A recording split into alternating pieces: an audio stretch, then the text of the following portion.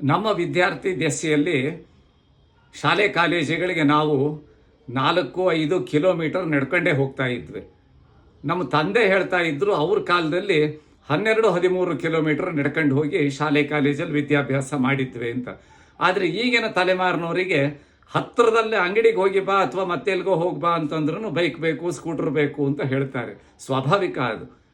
ನಮ್ಮ ಸ್ನೇಹಿತರ ಮಗ ಒಬ್ಬ SLC ಪಾಸಾಗಿ PUCಗೆ ಹೋಗುವಾಗ, ಅಪ್ಪಾಜಿ ನನಗೆ ಬೈಕ್ ಕೊಡಿಸು ಅಂತ ಕೇಳಿದ್ನಂತೆ. ಅಪ್ಪ ಹೇಳಿದರು 2 ಕಾಲು ಇರೋದು ಯಾವುದಕ್ಕೋ ಅಂತ. ಅವನು ಹೇಳಿದ ಒಂದು ಗೇರಿಗೆ ಒಂದು ಬ್ರೇಕಿಗೆ ಅಂತ. ಈಗ ಅಂಥ ಕಾಲನೂ ಬಂದಿದೆ. ನಮಸ್ಕಾರ, ಎಲ್ಲರ ಜೊತೆಗೆ ಹಂಚ್ಕೊಳ್ಳಿ. ಇದರಲ್ಲಿ ಪೆಟ್ರೋಲ್ ಉಳಿಸ್ಬೇಕಂತ ಈಗ ಕರೆ ಕೊಡ್ತಿದ್ದಾರಲ್ಲ, ಇಂಥ ಸಂದೇಶಗಳು ಬೇಕು.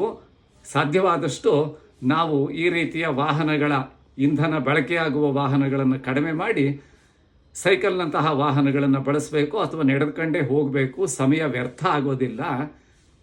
ಸಮಯವನ್ನು ನಾವು ಚೆನ್ನಾಗಿ ಪಾಲಿಸೋದು ನಮಗೆ ರೂಢಿ ಆಗುತ್ತೆ. ಅದರಿಂದ